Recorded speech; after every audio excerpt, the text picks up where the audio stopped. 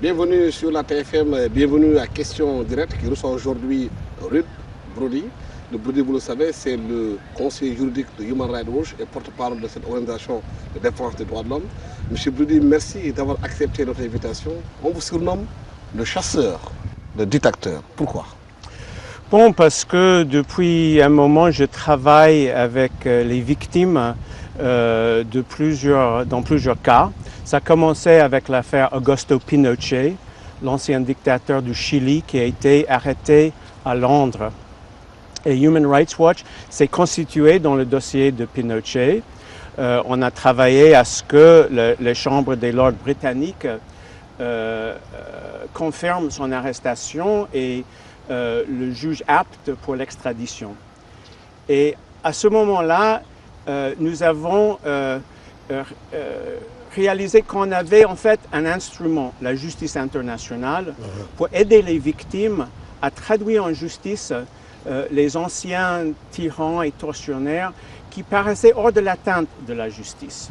Et à ce moment-là, il y a beaucoup, de partout dans le monde, d'Amérique latine, de l'Afrique, de l'Asie, même des États-Unis, les gens sont venus vers nous pour qu'on les aide en fait à traduire en justice ceux qui avaient torturé. Et à partir de ce moment-là, je me suis investi dans beaucoup de cas. Au Guatemala, avec le cas Rios Montt, en Haïti, le cas de Jean-Claude Duvalier. Aux États-Unis, Human Rights Watch a demandé que des poursuites soient ouvertes contre George Bush. Et j'ai écrit un livre, Faut-il juger George Bush? Et bon, je suis là au Sénégal, évidemment, dans le cadre de l'affaire Hissène-Habré, où depuis 1998, depuis le moment où Pinochet était à Londres, je travaille avec les victimes tchadiennes de Hissène-Habré pour les aider à trouver la justice. Oui, Hissène-Habré a été arrêté. En ce moment, il est en détention préventive. Est-ce que c'est un combat réussi par Human Rights Watch? Pas seulement par Human Rights Watch, ça fait 23 ans que les victimes de Hissène-Habré se battent avec ténacité, avec persévérance. Elles n'ont jamais perdu l'espoir que Hissène-Habré sera un jour jugé. Mais pendant 2 décennies, au lieu de goûter à la justice, elles se sont vues infliger ce que l'archevêque Desmond Tutu a appelé une interminable feuilleton politico-judiciaire. Et ce n'était que l'année passée, en 2012, qu'il y a eu 2 événements qui sont venus changer la donne. D'abord, il y avait une décision de la Cour internationale de justice à La Haye, donc l'organe principal juridique des Nations Unies, qui a décidé à l'unanimité de 15 juges que le Sénégal avait l'obligation soit de juger, soit d'extrader Hissène-Habré sans autre délai, ils ont dit. Mais le deuxième événement, c'était peut-être plus intéressant, c'était l'élection de Macky Sall, qui a, lui, pris l'option de juger au lieu d'extrader. Et comme, en fait, les victimes et ceux qui travaillent avec les victimes ont toujours préconisé qu'ils soient jugés en Afrique, qu'ils soient jugés au Sénégal, pour nous, c'était le bon choix. Et donc, depuis son élection, le gouvernement de Macky Sall a pris contact avec l'Union africaine et en février de cette année, se sont inaugurées les chambres africaines extraordinaires au sein des juridictions sénégalaises pour poursuivre les crimes internationaux commis pendant le gouvernement de Hissène-Habré au Tchad. Donc c'est une réussite, je dirais, pour Human Rights Watch, mais pour les victimes. Et je dirais que c'est une réussite pour l'Afrique. Parce qu'avec cette affaire, le Sénégal s'offre l'occasion de montrer que l'Afrique est capable de juger des crimes commis contre les victimes africaines. Vous savez qu'il y a beaucoup de leaders africains qui se plaignent que la CPI ne traîne que des Africains.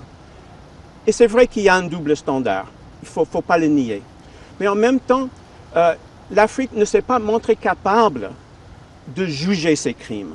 Et avec l'affaire Hissène-Habré, l'Union africaine et le Sénégal s'offrent cette possibilité de montrer qu'un tribunal africain peut rendre justice pour les victimes africaines pour des crimes commis en Afrique. Mais les avocats de Hissène-Habré dénoncent ce qu'ils appellent la chose déjà jugée, parce qu'il dit qu'Hissène Habré en 1982, quand Abdoulaye Wade était là, il y a eu la Cour suprême du Sénégal qui a dit que le Sénégal n'est pas compétent pour juger Hissène Habré. Aujourd'hui, qu'on l'amène devant la justice, pour eux, on fait une sorte de loi, de rétroactivité des lois. C'est ce qu'ils dénoncent.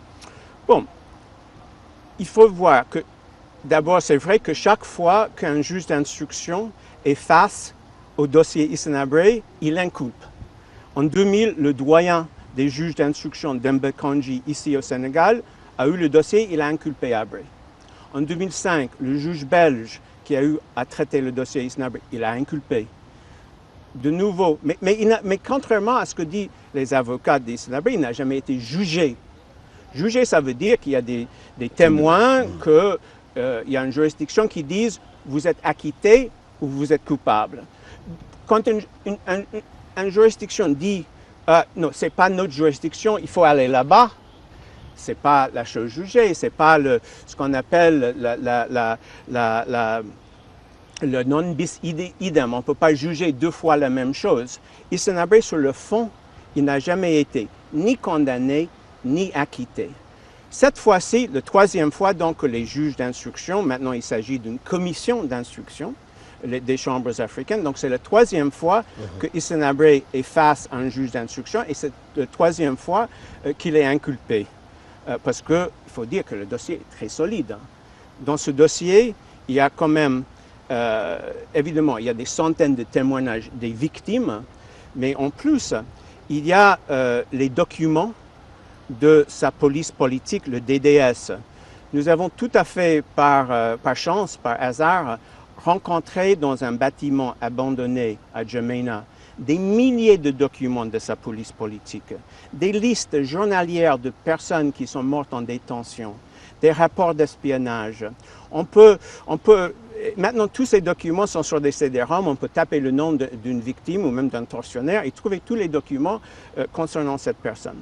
Donc, il y a un dossier des témoignages des victimes, il y a un dossier des documents, il y a aussi des personnes qui étaient autour de Hissène Habré, les anciens membres de la DDS qui ont témoigné. Donc, il y a un dossier très solide. Mais justement, c'est sur ce point que les avocats d'Hissène Habré disent que vous faites une traque contre Hissène Habré, mais qu'il y a eu des gens avec qui il a travaillé, dont l'actuel président Idriss Déby, qui était quand même un de ces hommes dans le cadre du travail qu'il faisait au Tchad, et que lui, il n'est pas poursuivi. Hissène Habré, tout montre que Hissène Habré était le premier responsable. C'était Hissène Habré, le chef de l'État, le chef du parti unique, le commandant des armées. C'est Hissène Habré qui a mis sous son propre autorité la DDS. Il n'a mis à la tête de la DDS, qui était vraiment la machine à répression, que des gens de son petite sous-ethnie, les Goran. Maintenant, il est évident qu'il n'a pas agi seul. Vous parlez d'Idriss Déby. Idriss Déby était le commandant en chef des forces armées dans le sud du Tchad, dans une période particulièrement meurtrière au Tchad. On l'appelle d'ailleurs Septembre Noir. Donc, Idriss Déby, il a sa part de responsabilité. Et pourquoi il n'est pas poursuivi? Écoutez, il y a beaucoup de personnes qui ont des responsabilités. Idriss Déby, il faut le dire, en 1984, il y a eu une perte de confiance, 85, pardon, avec Hissène Habré. Il était renvoyé à Paris, il est revenu comme conseil. Il n'était jamais ni le numéro 2, ni le numéro 5, ni peut-être le numéro 10 du régime. Maintenant, les chambres ont inculpé d'autres acteurs de la DDS. Idriss Déby, il a sa part de responsabilité, mais quand même, il faut garder les proportions. Il était à tout moment subordonné d'Hissène Habré et sa responsabilité ne couvre qu'une partie du gouvernement. Maintenant, mais les avocats d'Habré dénoncent en disant que vous, de Human Rights Watch, que vous êtes avec Idriss Déby, il vous soutient financièrement et qu'aujourd'hui, Idriss Déby aujourd'hui participe au financement du procès. Il ne peut pas comprendre qu'Idriss Déby aujourd'hui, qui était avec Hissène Habré, puisse financer un procès qui juge son principal ennemi. Écoutez, d'abord, Idriss Déby ne finance pas Human Rights Watch. Human Rights Watch ne reçoit que des dons privés, ni de la Suède, ni des États-Unis, ni du Tchad. ni des chambres, ni de l'Union européenne. Human Rights Watch n'accepte pas de fonds publics de qui que ce soit. Cette affaire, et je suis bien placé pour le savoir, c'est les victimes qui l'ont intentée. Je vous ai raconté l'histoire de Pinochet. C'est à ce moment-là que Delphine Giraïb, le président de l'association tchadienne pour la promotion des droits de l'homme, qui a procédé dans ce poste, Jacqueline Moudena, est venue vers nous pour nous dire, écoutez, nous avons notre Pinochet à nous, est-ce que vous ne pouvez pas aider les victimes à le poursuivre? Bon, ça, c'était en 1998. Depuis ce moment, on travaille avec les associations tchadiennes, avec les victimes. Le gouvernement tchadien ne s'est jamais manifesté. Je reconnais qu'à des moments importants dans le dossier, le gouvernement tchadien a accepté. Par exemple, quand le juge belge a demandé au Tchad s'il réclamait l'immunité d'Hissène Habré, le gouvernement tchadien a dit non. Quand le juge belge a voulu enquêter au Tchad, le gouvernement tchadien a accepté. Mais sinon, le gouvernement tchadien ne s'est jamais manifesté. C'est maintenant que l'affaire réussit, que le travail, le sueur, la ténacité des victimes, des Jacqueline Moudena, etc., commence à payer, que le gouvernement essaie de récupérer le dossier. Mais ça nous ne regarde pas. Maintenant, vous parlez de financement. Le Tchad, il est vrai, c'est le principal bailleur, mais ils sont minoritaires. Les Européens donnent plus que le Tchad. L'Union africaine contribue. Les États-Unis de Obama donnent $1 million. Donc, on peut dire que c'est un tribunal européen, on peut dire que c'est un tribunal africain. Mais le Tchad a quand même décrété une journée fériée et payée, chômée et payée, pour fêter l'arrestation de Hissène Habré. Aujourd'hui, certains dans l'opinion estiment que Idriss Déby est le principal adversaire de Hissène Habré, que dans ce procès-là qu'il est financé, ça pose problème. Écoutez, moi je suis d'accord avec vous que ça sent mal. Mais mettez-vous dans la place d'un Tchadien. On dit depuis toujours qu'il n'y a pas de famille au Tchad qui n'a pas perdu quelqu'un dans le règne d'Hissène Habré. Donc, quoi de plus normal que les Tchadiens jubilent, se félicitent de l'arrestation de Hissène Habré. Le gouvernement tchadien. Le peuple aussi. Maintenant, je suis d'accord avec vous, le pouvoir récupère. Moi, je regarde la télévision tchadienne tous les soirs. C'est le MPS d'Idriss Déby qui défile. On ne voit pas les victimes, on ne voit pas les Jacqueline Moudena. C'est le gouvernement qui essaie de récupérer cela. Mais ça ne les regarde pas. Ça ne regarde pas les victimes ou le tribunal ici. Les juges ici sont des juges sénégalais et africains.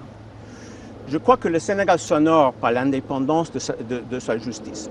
Alors, est-ce que c'est le fait que parmi les donateurs, il y a le Tchad qui fait que les juges sénégalais et africains qui sont nommés à ce tribunal ne font pas leur travail? Je ne crois. Jusqu'aux preuves de contraire, je ne crois pas. Oui, il y a aussi la mise en place de chambres extraordinaires africaines. Les gens estiment que c'est calqué sur le modèle cambodgien et que l'Afrique n'a pas pu trouver lui-même ses propres chambres. Je pense que les chambres africaines répondent à une double exigence. D'abord et surtout, la Cour internationale de justice, qui a dit que le Sénégal doit juger ou extrader. Ensuite, il y a une décision de la Cour de justice de la CEDEAO qui a dit au Sénégal, vous pouvez le juger, mais il faut que vous le jugiez devant un tribunal ad hoc à caractère international. Donc, ils ont été dans l'obligation de le juger, mais de le juger devant un tribunal ad hoc à caractère international, donc les chambres africaines. C'est vrai qu'on a pris le modèle du Cambodge, mais on l'a adapté. Mais justement pour le protéger contre une éventuelle critique de la CEDEAO, parce que la CEDEAO a dit il faut faire comme ils ont fait dans d'autres pays. Donc il a fallu, je me mets dans la tête des auteurs du statut du tribunal, mais il a fallu donc trouver quelque chose qui satisfaisait et à la Cour internationale de justice ici et à la CEDEAO. Oui, mais les avocats de Habré ont saisi la Cour de justice de la CEDEAO. C'est le 19 prochain que la Cour devait statuer par rapport à cette affaire. Ils ne comprennent pas la précipitation d'amener Habré en prison alors que la procédure est pendante devant la justice. Bon, d'abord, il faut savoir que une saisine de la CEDEAO n'est pas suspensive, d'abord. Deuxièmement, la CEDEAO, je dirais, n'a même pas compétence ici.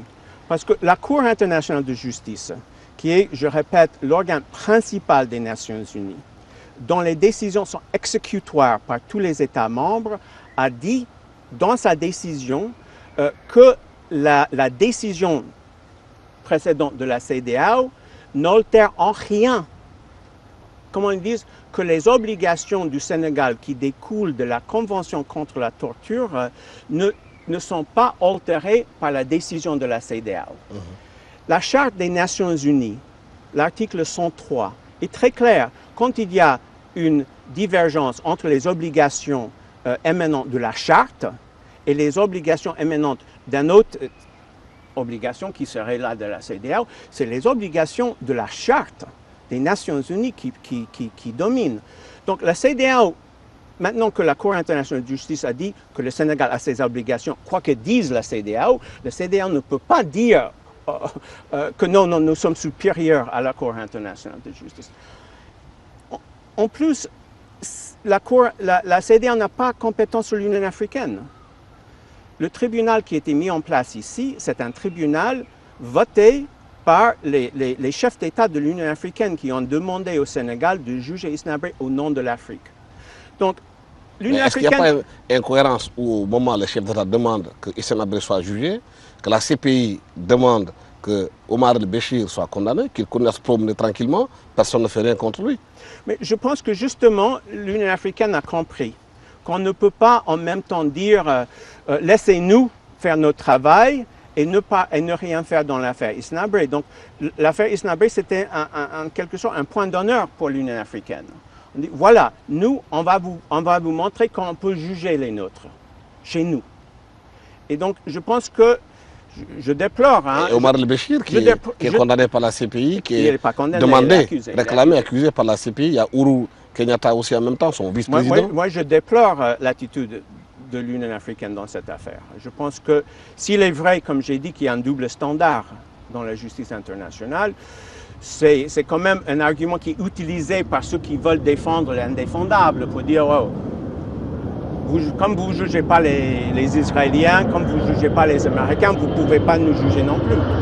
Moi, je crois que l'idée de la justice internationale est fragilisée quand les États-Unis ne jugent pas George Bush. C'est fragilisé quand les bombardements à Gaza ne sont pas mis devant la justice. Mais ce ne veut pas dire qu'on laisse à l'abri ceux qui ont commis des crimes au Darfour. Mais est-ce que ce n'est pas là la faiblesse de votre combat? Au moment où George Bush a été, vous-même vous l'avez écrit, qu'il doit juger ce qui s'est passé à Abu Ghraib, ce qui s'est passé en Irak aussi, ce qui s'est passé au Guantanamo. Aujourd'hui, les prisonniers sont brutalisés, sont forcés même pour se nourrir, leurs droits sont violés, ils ne sont pas jugés, mais on prend des petits chefs d'État africains qu'on amène devant les tribunaux pour les juger. Écoutez, ces doubles standards, on le déplore. Mais ni un moment, moi je travaille depuis 13 ans avec les victimes tchadiennes. Il n'y a pas une fois qu'une victime tchadienne m'a dit, écoutez, on ne veut pas que Hissène Habré soit jugé jusqu'à ce que George Bush soit jugé. Il y a l'opinion africaine qui dit qu'aujourd'hui, il y a une chasse contre les chefs d'État africains. Je pense que la vraie difficulté, écoutez, ce n'est pas seulement les Africains qui sont jugés. Milosevic... La plupart. Non, même pas. La CPI, vous êtes d'accord? La CPI, il y a plus d'Africains là-bas qu'ailleurs. Je suis d'accord. Et le justice international, c'est national. Je suis d'accord, mais quand même, il y a eu un tribunal en place qui juge en ce moment Karadzic, Mladic de la Yougoslavie. Il y a en Amérique latine, il faut voir en Amérique latine, dans les dernières années, le Chili, l'Argentine, le Pérou, l'Uruguay et le Guatemala ont jugé les anciens chefs d'État. Donc, il n'y avait pas besoin que la justice internationale vienne parce que ces pays l'ont fait. Ici, c'est ce qu'on fait avec l'affaire Hissène Habré. On dit, voilà, nous, on est capable. Quand il y a des crimes commis, notre justice est capable de se saisir de l'affaire. Et ça, c'est la finalité de tout le monde. Moi, je déplore, comme vous, cette double standard. Nous, on travaille contre ce double standard. Nous, on demande que George Bush soit amené devant la justice, que Donald Rumsfeld, que Dick Cheney, que George Tenet. Moi, comme vous dites, j'ai écrit le livre qui le demande. Mais ce n'est pas parce qu'on ne peut pas juger George Bush qu'on va laisser les victimes tchadiennes dans leur soif de justice. Mais est-ce que ce n'est pas un combat vain, là où les Américains n'ont pas signé le traité de Rome sur certains textes et qu'ils peuvent faire la guerre comme ils veulent, ils rejettent le monde?